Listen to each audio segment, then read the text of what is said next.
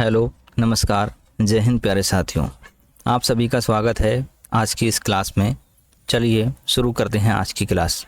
अब तक हम आपको बता दें कि पिछली क्लास में हमने डिस्कस किया था संख्याओं के प्रकार को, जिसमें हमने पढ़ा है प्राकृतिक संख्याएं क्या होती हैं, पूर्ण संख्याओं के बारे में जाना, पूर्णांक संख्याएं, परिमेय संख्याएं, अपरिमेय संख्याएं, सम संख्याएं, विषम संख्याएं, अभाज्य संख्याएं और सह अभाज्य संख्याओं के बारे में हमने इससे पहली कक्षा में जाना था।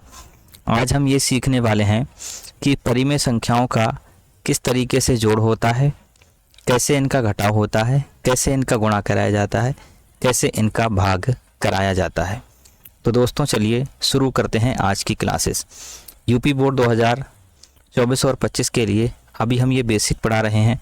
यहाँ पर पूरा कोर्स आपको कराया जाएगा। आप चैनल को सब्सक्राइब कर सकते हैं, हमारे साथ इस साल यूपी बोर्ड की तैयारी कर सकते हैं दोस्तों।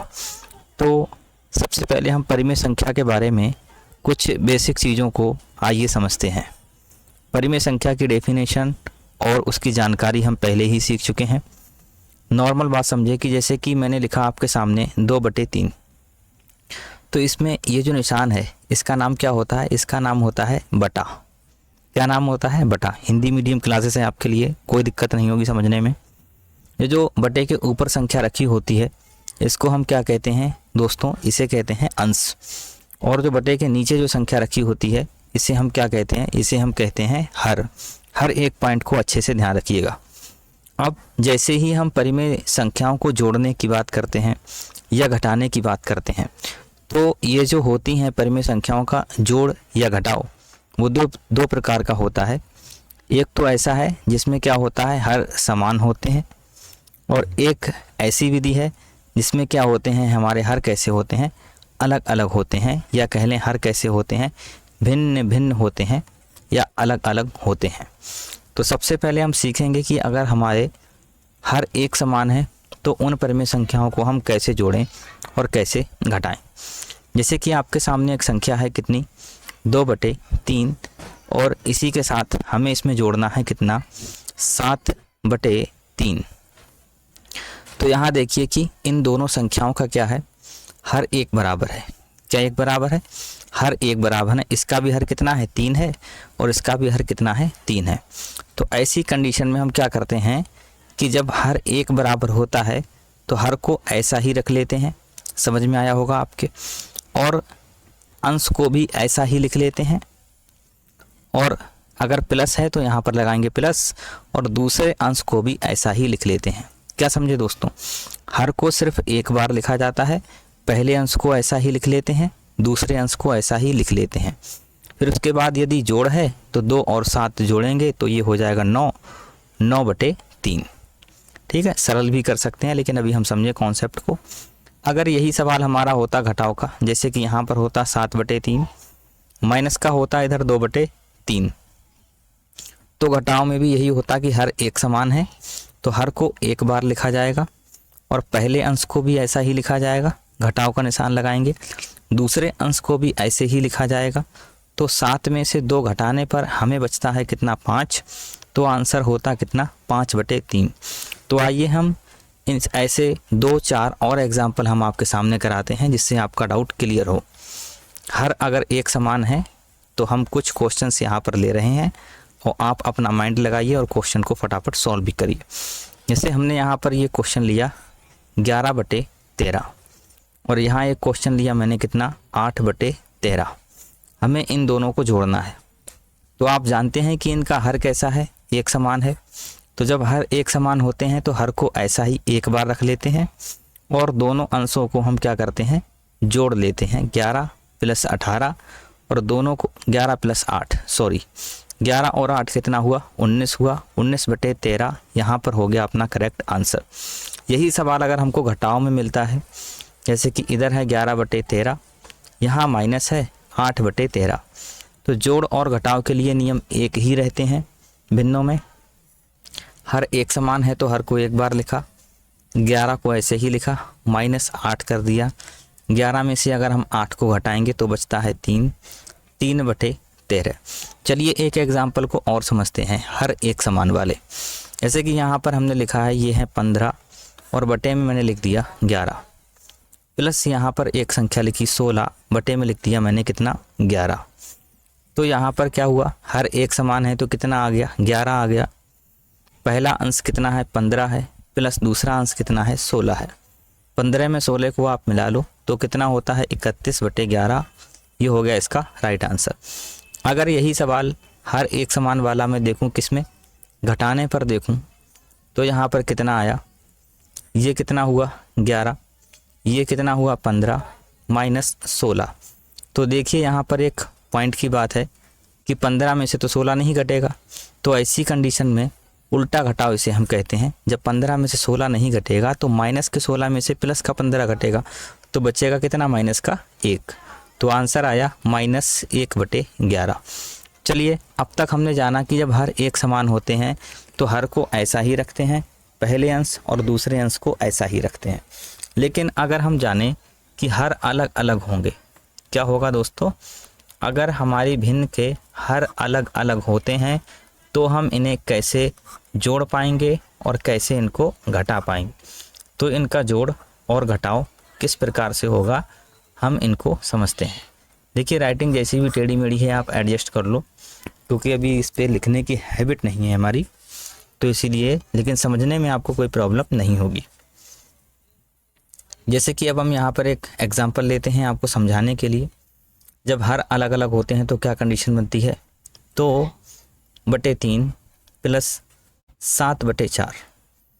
अगर यहाँ पर मैं आपको दिखाने की कोशिश करूँ तो आप यहाँ पर नज़र डालिए कि इसमें जो हर है वो कितना है 3 है और इसमें जो हर है वो कितना है 4 है। तो हर अलग अलग हैं। जैसे ही हर अलग अलग होते हैं तो पहला पॉइंट आपको ये ध्यान रखना है कि जब हर अलग होते हैं दो भिन्नों के, तो जब भी उन्हें जोड़ें या घटाएं तो उसके लिए हमें क्या करानी पड़ती हैं, 3 गुणा का उपयोग करना पड़ता है। कितना का, 3 गुणा करवानी पड़ती हैं। 3 गुणा का हम यूज़ करते हैं तब जा कर के ये कहीं हमारा जोड़ का क्वेश्चन होता है। जैसे कि देखें इसमें पहली गुणा क्या होगी, बटे का निशान लगाएंगे। जब हर अलग अलग होंगे तो पहली गुणा होगी हर की गुणा होगी, पहले हर की दूसरे हर की गुणा कराएंगे। 3 चौके कितना हो गया 12। समझ में आता होगा आपको, ध्यान लगाइए, समझने की कोशिश कीजिए। अब जो दूसरी गुणा होने वाली है वो होगी पहले अंश की तिरछी गुणा। हर का निपट गया मामला।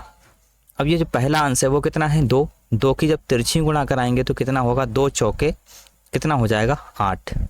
फिर प्लस है तो प्लस लगा देंगे। दूसरे अंश की भी क्या करेंगे, तिरछी गुणा करेंगे तो 7 तियाँ कितना हो जाएगा 21। बस इतना ही लॉजिक है। 21 में 8 को मिलाएंगे 29 हो गया, बटे में कितना हो गया 12। यही अपना हो गया क्या, परफेक्ट आंसर। आइए और एग्जांपल समझते हैं यहाँ पर दूसरा। जैसे कि ये है क्वेश्चन 7 बटे 2 प्लस 3 बटे 8। हर अलग अलग हैं। पहला काम क्या होगा, हर की गुणा हम हर में रख लेंगे, 2 8 16। पहले अंश की तिरछी गुणा कराएंगे, 7 8 कितने हो गए 56। दूसरे अंश की तिरछी गुणा कराएंगे, 3 दूनी कितने हो गए 6। इस तरीके से 56 और 6 कितने हो गए 62 बटे 16। सरल कर सकते हैं, आगे हम इसके बारे में भी पढ़ेंगे।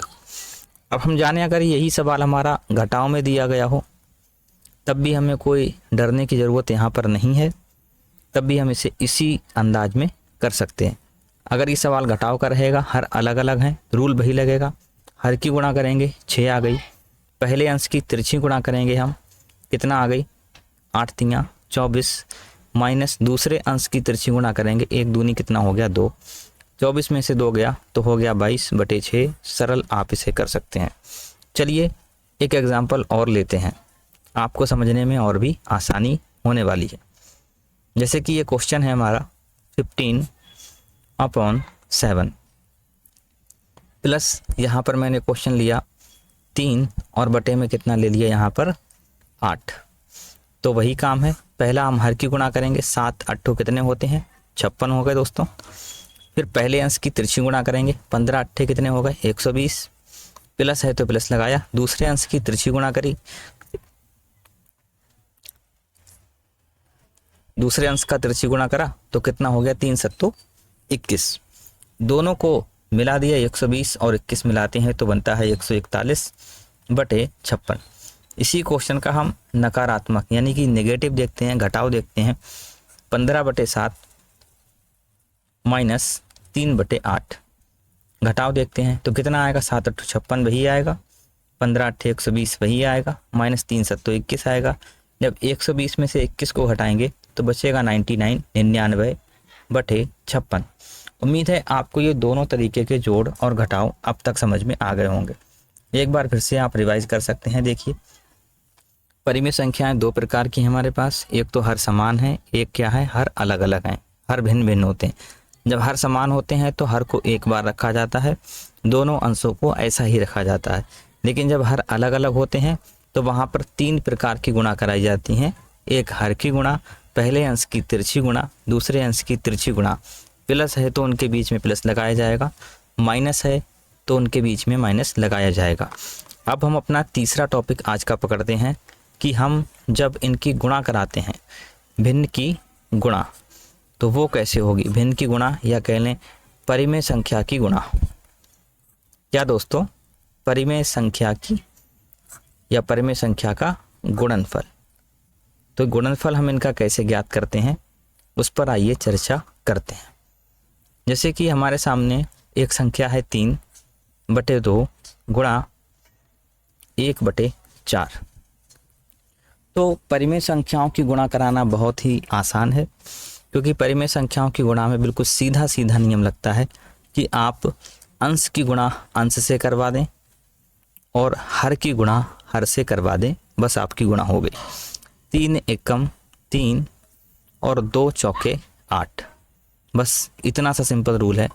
लेकिन यहाँ पर थोड़ा सा डिफ़िकल्ट कब होता है, जैसे कि मैं दूसरा एग्जांपल लूँ, यहाँ पर 18 बटे मैंने लिख दिया 25, गुणा में लिख दिया 15, बटे में लिख दिया 27। तो यहाँ पर ध्यान ये रखना है कि पहले हम चीज़ों को सरल करें, सिंप्लीफाई करें। यानी कि जब भी अंश और हर आपस में कोई पहाड़ा बनाते हों तो उन्हें पहले हम सरल करें, विभाजित करें, उसके बाद गुणा कराएं तो अच्छा रहता है। जैसे कि यहाँ पर हमने देखा 18 ये अंश है, नीचे देखा 25 और 27, क्या कोई पहाड़ा बन रहा है? बिल्कुल। 9 दूनी 18 और 9 तियाँ 27। ऊपर और नीचे के कॉम्बिनेशन में कोई पहाड़ा अगर बनता हो तो पहले उनको सरल कीजिए, उसके बाद गुणा कराइए। 15 और 25 में कोई कॉम्बिनेशन बन रहा है 5 का पहाड़ा, 5 तियाँ 15, 5 पंजे 25। तो अब यहाँ पे क्या हुआ, 2/5 हो गया, गुणा 3/3 हो गया। अब भी देखें तो 3 का कॉम्बिनेशन बन रहा है, 3 ऊपर हैं 3 नीचे हैं, यानी इसको भी अभी सरल कर सकते हैं, 3 एक कम और 3 एक कम। तो अब ये हो गया 2/5 गुणा 1/1। तो आंसर हुआ सीधा 2 की 1 से गुणा 2 एक कम 2, 5 की 1 से गुणा 5 एक कम 5। एक एग्जाम्पल हम यहाँ पर और देखते हैं बच्चों। जैसे कि यहाँ है आपके सामने 32 बटे में लिखा है मैंने कितना 20, और इधर लिख दिया मैंने 4 बटे में लिख दिया 8। तो पहले इनको सरल कर लेते हैं, उसके बाद इनकी गुणा कराते हैं, परिमेय संख्या की गुणा। 8 एकम 8, 8 चौके 32, फिर 4 एकम 4, 4 पंजे 20। सरल करने के बाद हमें मिलता है 4/5 गुणा 1/1। 4 एकम 4 हो गया, 5 एकम 5 हो गया। इस तरीके से हम गुणा करा सकते हैं। अब आज का अपना अंतिम टॉपिक है हमारा क्या, परिमेय संख्याओं का क्या कराना है, भाग। क्या देखना है हमें, परिमेय संख्याओं का भाग किस तरीके से दिया जाता है, परिमेय संख्याओं का भागफल कैसे ज्ञात करते हैं या भाग कैसे करते हैं। तो इसकी भाग को समझने से पहले एक कॉन्सेप्ट हमको समझना पड़ेगा, जिसे हम कहते हैं क्या, प्रतिलोम। प्रतिलोम हमारे पास 2 प्रकार के होते हैं, एक होता है योज्य प्रतिलोम और एक होता है क्या, गुणात्मक प्रतिलोम। देखिए सारी चीज़ें कॉन्सेप्ट के साथ आपको यहाँ पर पढ़ाई जाती हैं। योज्य प्रतिलोम क्या होता है, अगर एक संख्या हमने कही 8 है तो इसका योज्य प्रतिलोम क्या होगा, -8। अगर एक संख्या मैंने कहा 3 है, 3 का योज्य प्रतिलोम बताओ, तो आप कहोगे भाई कितना होगा, 3। अब आपका दिमाग चला होगा, आपको पता भी लग गया होगा कि योज्य प्रतिलोम वास्तव में क्या है। यानी कि किसी भी धनात्मक संख्या को अगर हम ऋणात्मक कर दें तो योज्य प्रतिलोम हो गया उसका, ऋणात्मक को धनात्मक कर दें तो योज्य प्रतिलोम हो गया। लेकिन गुणात्मक प्रतिलोम क्या है, इससे हटकर होता है। गुणात्मक प्रतिलोम में क्या होता है, जैसे कोई संख्या है 3/2, तो इसमें क्या है, अंश को हर कर दो और हर को अंश कर दो। समझ में आया आपके? अंश और हर को अगर बदल दें तो बनता है गुणात्मक प्रतिलोम। तो 3/2 का उल्टा क्या बनेगा, 2/3। इसी तरीके से 5/7 का उल्टा क्या बनेगा, 7/5। प्रॉब्लम तब आती जब हम कहें कि 5 का गुणात्मक प्रतिलोम क्या होगा। यहाँ पर बच्चे डाउट में आते हैं। तो देखिए, जब किसी भी परिमेय संख्या के हर में कुछ ना लगा हो तो वहाँ पर क्या मानते हैं कि एक तो होता ही है। किसी भी चीज़ का अगर भाग नहीं किया जाए तो वो एक टुकड़ा तो होगा ही। जैसे कि अगर आप खाना खा रहे हैं, हम कहें कि रोटी आपके सामने एक है, तो इसका बंटवारा ना करो तो कम से कम एक हिस्सा तो आपको मिलेगा ही ना। तो बटे में कुछ नहीं है तो एक है। अब इसका प्रतिलोम करेंगे तो क्या आएगा, 1/5। तो ये ध्यान रखना है। अगर कोई ऐसे ही सिंपल संख्या रखी है 26, 26, कहें कि गुणात्मक प्रतिलोम क्या होगा, तो कहोगे 1/26। अब समझते हैं कि भाग कैसे कराया जाता है। जैसे कि एक संख्या है हमारे पास 3/4 और यहाँ पर आपका लगा है भाग में लगा है 9/16। ठीक है, तो हम पहली संख्या को बिल्कुल ऐसे ही लिख लेंगे 3/4 और भाग के स्थान पर हम गुणा का प्रयोग करते हैं और उसके आगे आने वाली संख्या का क्या कर देते हैं, गुणात्मक प्रतिलोम। भाग का क्या कर देंगे, गुणा, और संख्या का क्या कर देंगे, गुणात्मक प्रतिलोम। 9/16 का उल्टा कर देंगे 16/9। उसके बाद हम वही नियम प्रयोग करेंगे जो हमने गुणा में किया था। पहले सरल करेंगे, 3 एकम 3 तियाँ, 4 एकम 4 चौके, बचा क्या, 1/1 गुणा 4/3। गुणा में होता है अंश की अंश में गुणा, 4 एकम 4, हर की हर में गुणा, 1 तियाँ 3। ये हो गया अपना आंसर। तो अगर हम भाग को सॉल्व कर रहे हैं तो हमको सिर्फ गुणात्मक प्रतिलोम का ध्यान रखना है। चलिए और एक क्वेश्चन को यहाँ पर डिस्कस करते हैं। जैसे कि ये हो गया 25/36 और यहाँ पर भाग में लिखा हुआ है 15/18। तो पहला काम क्या होगा, हम भाग को हटा करके क्या ले आएंगे, गुणा ले आएंगे और उसके आगे जो संख्या आएगी उसका क्या कर देंगे, गुणात्मक प्रतिलोम। अब हम सरलीकरण करेंगे, 5 की तियाँ, 5 का पंजे, ये बन रहा हमारा कितना का, 9 दूनी 18, 9 चौके 36। अभी भी देखें कि कुछ सरल हो रहा है तो 1 कम 2, 2 दूनी 4। सरल होने के बाद 5/2 और 1/3 मिला, 5 एकम 5 हो गया, 2 तियाँ 6 हो गए। तो दोस्तों आज हमने सीखा था सिंपल जो भिन्न है उसका हम जोड़ कैसे करते हैं, घटाव कैसे करते हैं, गुणा कैसे करते हैं और भाग कैसे करते हैं। अगली वीडियो में हम सीखेंगे, अभी तक हमने आपको सिखाया है कि जैसे 2/3 में 4/5 कैसे जोड़ें। तो आप इसे तो जोड़ सकते हैं, लेकिन अब इसी में 2 से अधिक संख्याएं जब हम आपके सामने रखेंगे तो आपके सामने एक नई समस्या उभर के आएगी उसे हल करने में। 2 से अधिक जब संख्याएं होती हैं तो वहाँ पर हमारा एक नियम प्रयोग होता है जिसे हम कहते हैं एलसीएम मेथड। क्योंकि हम हिंदी मीडियम के स्टूडेंट हैं तो हम इसे कहते हैं क्या, लासा विधि। तो लासा विधि हम तभी समझ पाएंगे जब हम चीज़ों का लासा निकालना सीख लेंगे। तो अगली वीडियो में हम लासा और मासा को ज़रूर सीखेंगे। तब तक के लिए चलते हैं। Thanks for watching the video. अगर आपको वीडियो पसंद आती हैं तो आप लाइक कीजिए, चैनल को सब्सक्राइब कीजिए। मिलते हैं अगली वीडियो में।